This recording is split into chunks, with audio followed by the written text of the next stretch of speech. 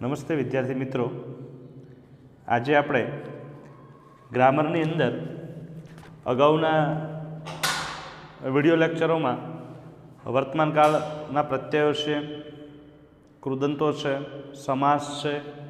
તો હવે સ્મપ્રયોગ બોર્ડની અંદર 1 માર્ક્સનો સ્મપ્રયોગ પૂછાય છે. હેસ્તન ભૂતકાળના અર્થમાં વપરાય તે વાક્યમાં ભૂતકાળની ક્રિયાનો અર્થ બદલાયા વિના સ્મ ઉમેરીને ક્રિયાપદમાં ફેરફાર કરવાથી જે પ્રયોગ બને છે તેને સ્મપ્રયોગ કહેવામાં આવે છે. કે ભૂતકાળની ક્રિયાનો અર્થ બદલાયા વિના, એટલે કે જે કંઈ ક્રિયા છે એનો અર્થ બદલાયા વિના સ્મ ઉમેરીને ક્રિયાપદમાં ફેરફાર કરવાથી જે ક્રિયાપદ બને છે તે સ્મપ્રયોગ કહે છે. હવે સ્મપ્રયોગ શીખવા માટે તમારે અહીંયા મેં લખેલું જ છે, હેસ્તન ભૂતકાળ, પરસ્મય પદ અને હેસ્તન ભૂતકાળ આત્મનેપદ. એટલે ટૂંકમાં હેસ્તન ભૂતકાળના પ્રત્યયો અને વર્તમાન કાળના પ્રત્યયો આ બંને ધ્યાનમાં રાખશો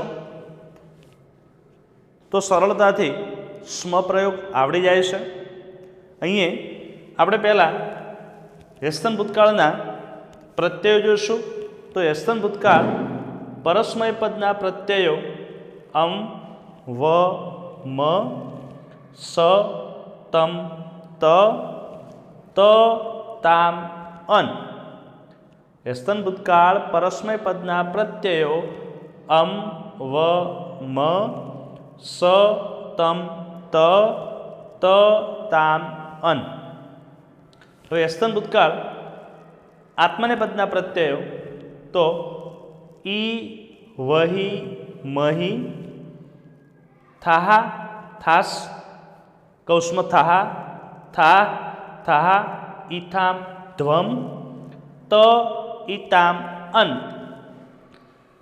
એવી રીતે વર્તમાન કાળના પ્રત્યયો તો મી, વહ, મહ, સી, થહ, થ, તી, તહ, અંતિ. આ વર્તમાન કાળ પરસ્મય પદના પ્રત્યયો છે.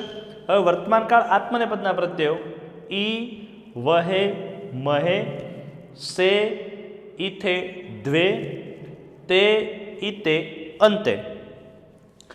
હવે વર્તમાન કાળ પરસ્મય પદ અને વર્તમાન કાળ આત્મનેપદ આ પ્રત્યયો યાદ ધ્યાનમાં રાખવા જોઈએ.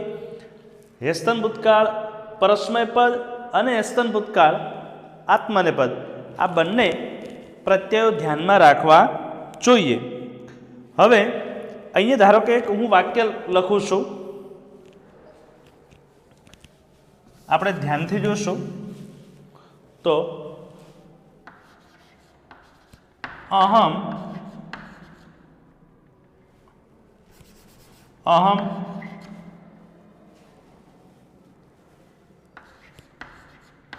અવદમ. ધારો કે અહમ અવદમ, ગુજરાતી શું થાય? અહમ અવદમ, હું બોલ્યો. હવે એનો સ્મપ્રયોગ કરતી વખતે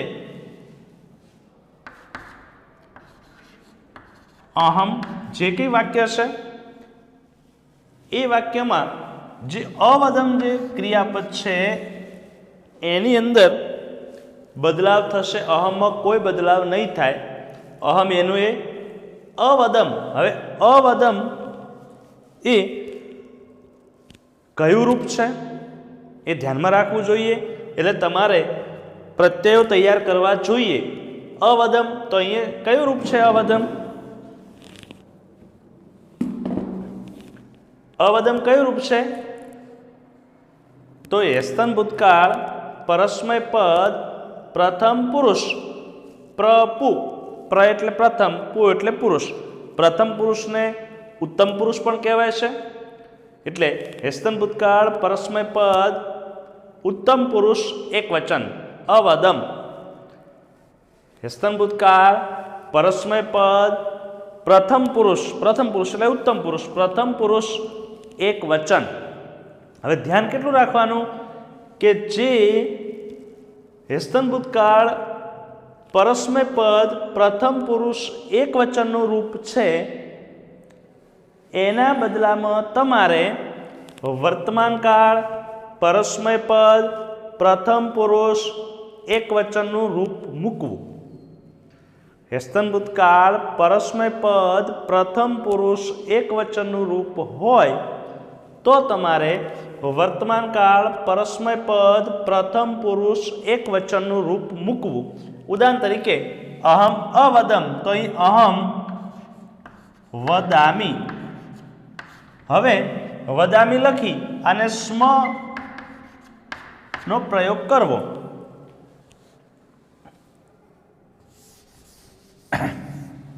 તો જો અહમ અવદમ, અહમ વદામી સ્મ. અહમ અવદમ તો અહમ વદામી સ્મ. આનું ગુજરાતી શું થાય કે હું બોલ્યો. તો આનું ગુજરાતી પણ એ જ થાય છે, અહમ વદામી સ્મ, હું બોલ્યો હતો અથવા હું બોલ્યો. બંનેનો અર્થ એક જ થાય છે. એટલે હવે અહીંયા બીજા ઉદાહરણો જોઈશું આપણે. અહીંયા વાક્ય લખતો નથી, વાક્ય લખશું તો આ કોઠો નીકળી જશે, એટલા માટે માત્ર રૂપો જોઈએ. ઉદાહરણ તરીકે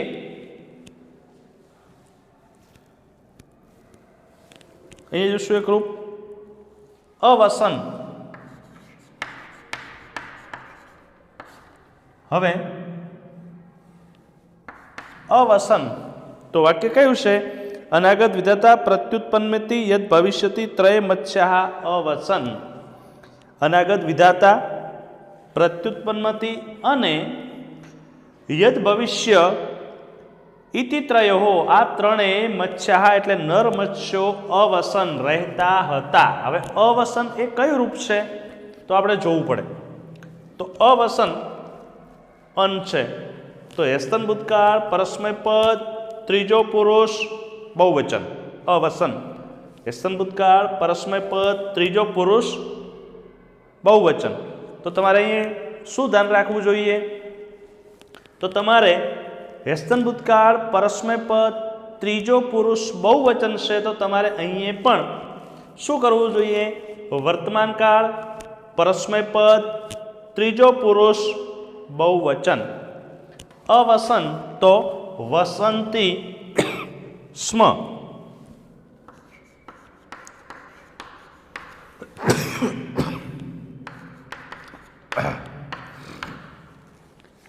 અવસન એટલે રહેતા હતા અને વસંતી સ્મ એટલે પણ રહેતા હતા.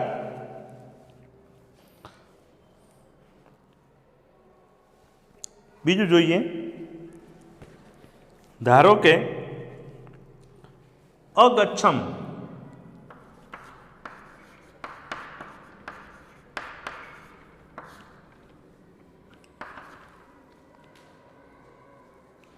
અગચ્છમ.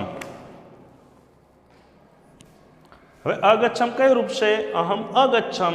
હેસ્તન ભૂતકાળ પરસ્મય પદ પ્રથમ પુરુષ એક વચન છે અગચ્છમ. તો હેસ્તન ભૂતકાળ પરસ્મય પદ પ્રથમ પુરુષ એક વચન છે, તો તમારે શું કરવું જોઈએ? વર્તમાન કાળ પરસ્મય પદ પ્રથમ પુરુષ એક વચન અગચ્છમ. તો ગચ્છામી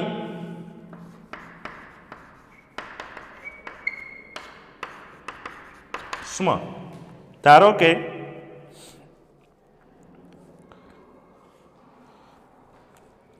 એક વાક્ય લખીએ આપણે અહીં.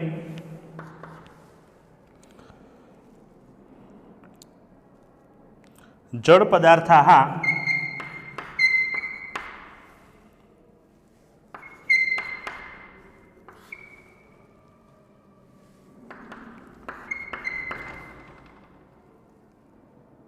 સાક્ષિણઃ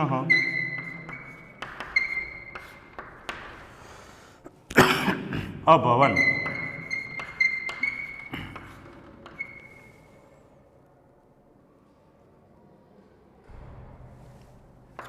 જડ પદાર્થાઃ जड़ पदार्था साक्षिण अभवन। हवे जोईए तो अहीं आमां कोई बदलाव करवानी जरूर नहीं। जड़ पदार्था साक्षिण आमां बदलाव करवानो। हवे अभवन कई रूप से तो एस्तन भूतकाळ परस्मय पद त्रीजो पुरुष बहुवचन अभवन। तो तमारे शू करवानुं? वर्तमान काल परस्मय पद त्रीजो पुरुष बहुवचन। तो अभवन नु वर्तमान काल परस्मय पद त्रीजो पुरुष बहुवचन शू थाय? तो भवंती स्म। खबर पड़ी? जड़ पदार्था साक्षिण भवंती स्म। बीजू जोईए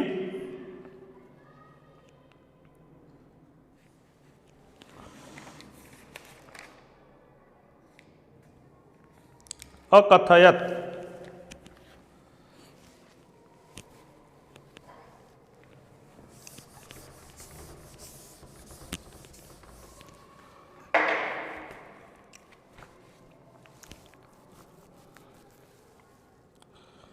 एकदा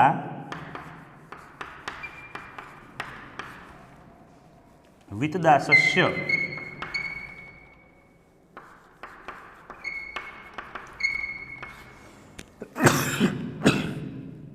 गृहमुपगम्य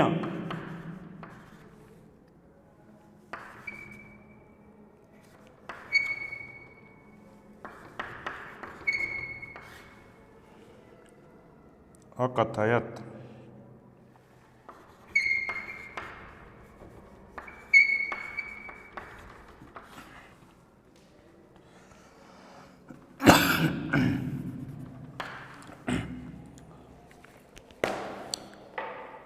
हवे स्वप्रयोग આપણે બનાવીએ તો એકદા વાક્ય એનું લખી દેવાનું।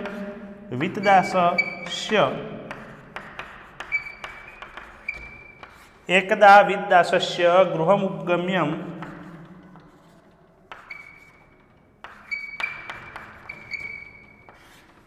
अकथयत। हवे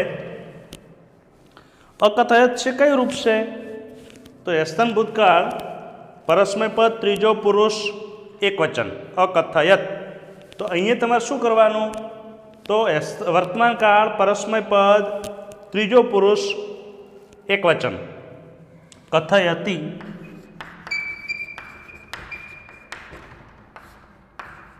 स्म। खबर पड़ी गई? फरीथी बीजा रूपो जोईए।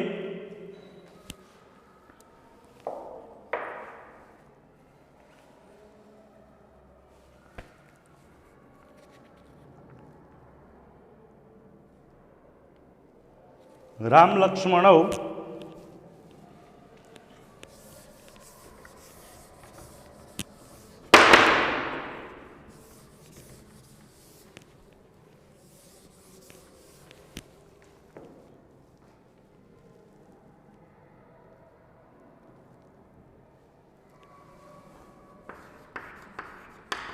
सर्वे राष्ट्रध्वजम् अवन्दत्।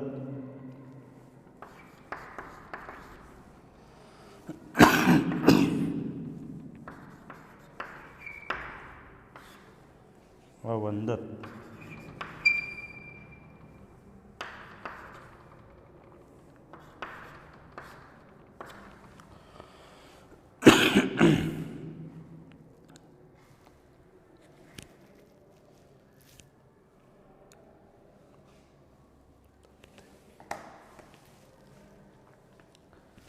सर्वे राष्ट्रध्वजम् अवन्दत्। तो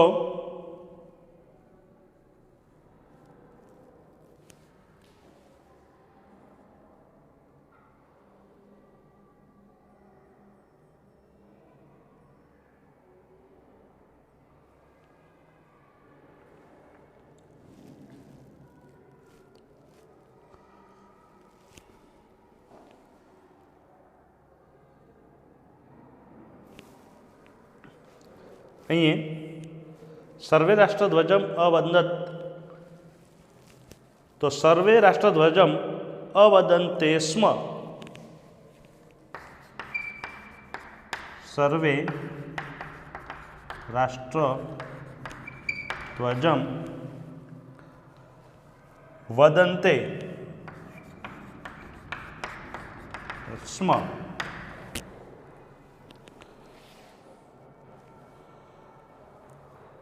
अलभत આપણે એક બીજું અહીંયા જોઈશું,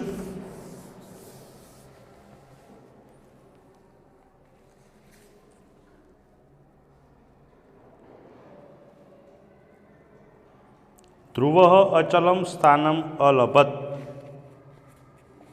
ध्रुवः अचलम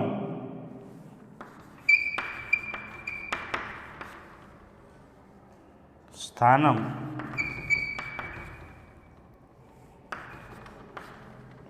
अलभत।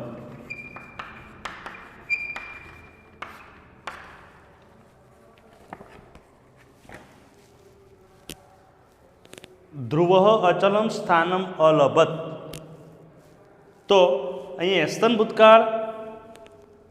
ભૂતકાળ પરસ્મય પદ ત્રીજો પુરુષ એકવચન છે। માત્ર આના ઉપર ધ્યાન રાખવું, આ વસ્તુ વાક્યમાં જે છે લખી દેવું। ધ્રુવઃ અચલમ સ્થાનમ अलभत, अलभत છે તો શું આવશે? अलभत હેસ્તન ભૂતકાળનું રૂપ છે તો લભન્તે, लभते, लभते स्म। आत्मनेपदનું રૂપ છે લભ ધાતુ, તો લભતે अलभत,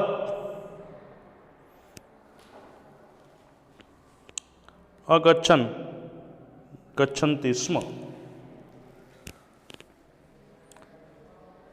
तो खास ध्यान કેટલું રાખવું જોઈએ તમારે કે જે ધાતુ છે એ ધાતુના આધારે રૂપો બનાવવા। ઉદાહરણ તરીકે અવદમ લખેલું હોય, અહીંયા જોઈએ અવદમ લખેલું છે તો શું આવશે? અવદમ, તો વદામી સ્મ। બીજું અવદાવ લખેલું હોય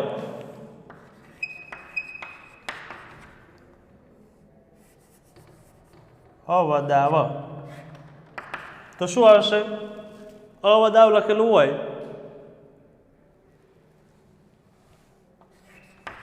વદાવહ સ્મ। ધારો કે અહમ અવદમ, હું બોલ્યો તો વદામી સ્મ। આવામ અવદાવ, અમે બે બોલ્યા તો વદાવહ સ્મ। ઉદાહરણ તરીકે બીજું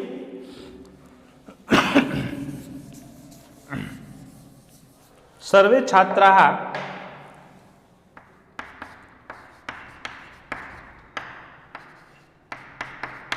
छात्राः पठन्ति, सर्वे छात्राः पठन्ति स्म आम लखेलू होय अने स्म प्रयोग दूर करवानो होय। सर्वे छात्राः पठन्ति स्म तो सर्वे छात्राः पठन्ति स्म। हवे जो पेलो स्म प्रयोग उमेरवानो हतो, आमां आपणे स्म प्रयोग दूर करवानो। तो पठन्ति स्म, तो अहीं पठन्ति कयुं रूप छे? तो वर्तमान काल परस्मय पद त्रीजो पुरुष बहुवचन पठन्ति स्म। तो तमारे वर्तमान काळना बदले હેસ્તન ભૂતકાળ પરસ્મય પદ ત્રીજો પુરુષ बहुवचन अपठन, अपठन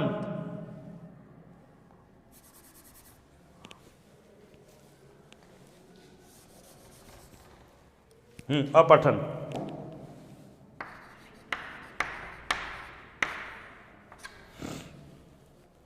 બીજું શું છે? અહીંયા મેં શું કર્યું? સર્વે છાત્રાः પઠન્તિ સ્મ, બધા વિદ્યાર્થીઓ ભણતા હતા. સ્મ પ્રયોગને કાઢવાનું કે સ્મ પ્રયોગ દૂર કરવાનું કે તો સર્વે છાત્રાः અપઠન. એટલે આવી રીતે પૂછી શકાશે. આપણે બે રીતે જોઈ લઈશું.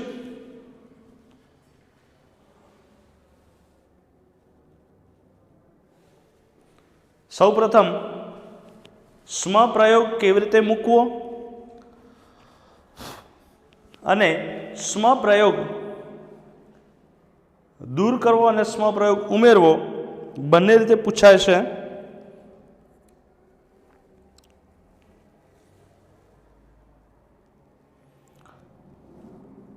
એક બે બોર્ડમાં પૂછાયેલા આપણે જોઈશું.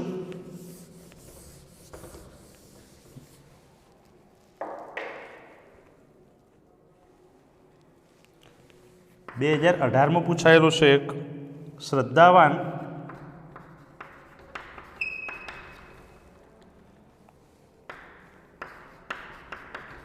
જ્ઞાનમ અલભત.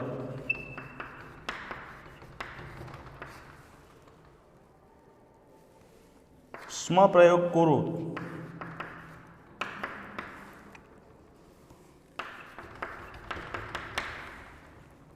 કુરુત. હવે આમાં સ્મ પ્રયોગ કરવાનો છે. શ્રદ્ધાવાન જ્ઞાનમ અલભત. હવે શ્રદ્ધાવાન જ્ઞાનમ અલભત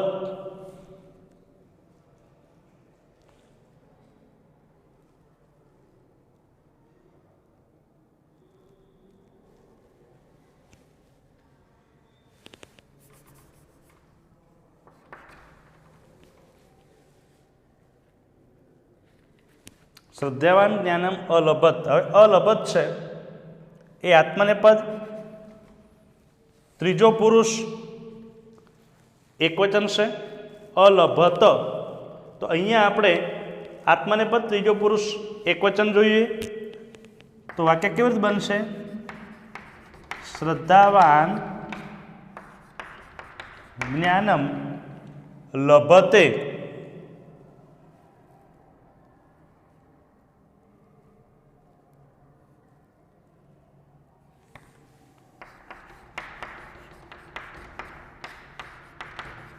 સ્મ. શ્રદ્ધાવાન જ્ઞાનમ લભતે સ્મ. હવે અહીંયા તે છે, અહીંયા ત છે. અમુક જગ્યાએ પુસ્તકોમાં ભૂલ થતી હોય છે.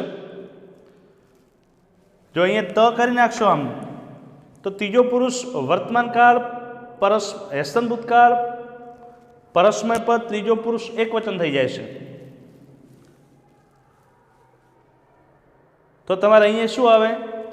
લભતી. પણ લભ ધાતુ એ આત્મનેપદનું રૂપ છે. લભ ધાતુ કયા પદનું છે? આત્મનેપદનું. એટલે લભતે જ આવશે. તો શ્રદ્ધાવાન જ્ઞાનમ અલભત લખેલું હોય, શ્રદ્ધાવાન જ્ઞાનમ અલભત, શ્રદ્ધાળુ વ્યક્તિ જ જ્ઞાનને મેળવે છે. છતાં પણ તમારે લભ એ આત્મનેપદનું રૂપ છે એટલે લભતે. તો શ્રદ્ધાવાન જ્ઞાનમ લભતે, શ્રદ્ધાવાન જ્ઞાન મેળવે છે. સર્વે જનાઃ દેવાલયમ અગચ્છન. બીજું એક અન્ય રૂપ જોઈશું.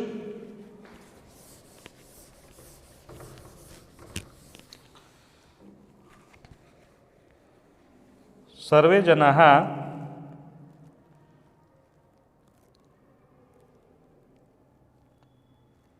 ભ્રમન્તિ સ્મ.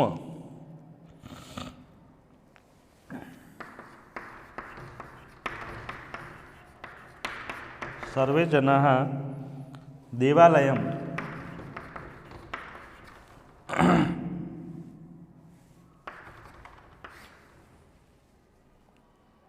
અગચ્છન.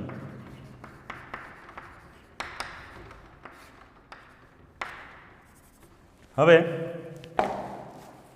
સર્વે જનાઃ દેવાલયમ અગચ્છન, બધા માણસો મંદિરમાં ગયા. સર્વે જનાઃ દેવાલયમ અગચ્છન, બધા માણસો મંદિરે અથવા દેવાલયે અગચ્છન ગયા. તો અહીંયા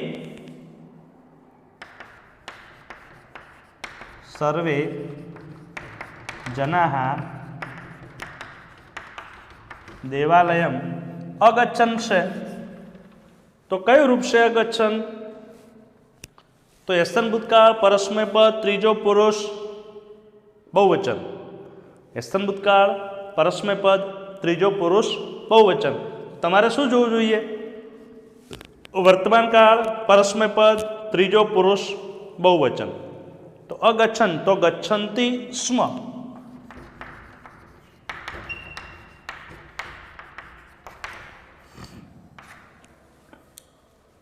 ફરીથી કહું છું કે જે રૂપ છે એ રૂપ યસ્તન ભૂતકાળનું જોવાનું, યસ્તન ભૂતકાળનું રૂપ જોયા પછી વર્તમાન કાળનું રૂપ જોવાનું, અને પછી તમારે સ્મ પ્રયોગ ઉમેરવાનો હોય તો ઉમેરવાનો અને દૂર કરવાનો હોય તો દૂર કરવું. વાક્યમાં બીજો કોઈ બદલાવ થતો નથી. માત્ર યસ્તન ભૂતકાળનું રૂપ હોય એને વર્તમાન કાળનું રૂપ મૂકી અને સ્મ પ્રયોગ મૂકવાનો. વર્તમાન કાળ પરસ્મય પદ કે કોઈ પણ વર્તમાન કાળનું રૂપ હોય અને સ્મ લખેલો હોય તો સ્મ દૂર કરવાનો. અહીં મેં લખ્યું એમ સર્વે છાત્રાઃ પઠન્તિ સ્મ, બધા વિદ્યાર્થીઓ ભણતા હતા તો સ્મ પ્રયોગ દૂર કરવા માટે સર્વે છાત્રાઃ અપઠન, બધા વિદ્યાર્થીઓ ભણ્યા. અહીંયા છે તો સર્વે જનાઃ દેવાલયમ ગચ્છન્તિ સ્મ. જો આવું લખેલું હોય તો તમારે શું કરવું જોઈએ? સ્મ પ્રયોગ દૂર કરવાનો. તો સર્વે જનાઃ દેવાલયમ અગચ્છન. તો બોર્ડની પરીક્ષાની અંદર સ્મ પ્રયોગ 1 માર્ક્સનો પૂછાય છે અને ધ્યાનથી સમજી લેવાનું છે.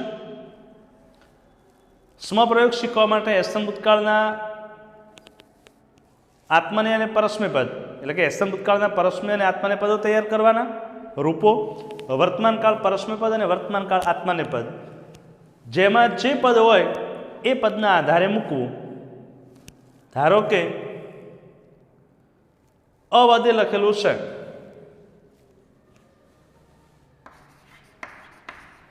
અવદે. અવદે કયું રૂપ છે? તો યસ્તન ભૂતકાળ, આત્માને પદ, પ્રથમ પુરુષ, એક વચન. ઈનો એ થઈ જાય, વદ છે અવદે. તો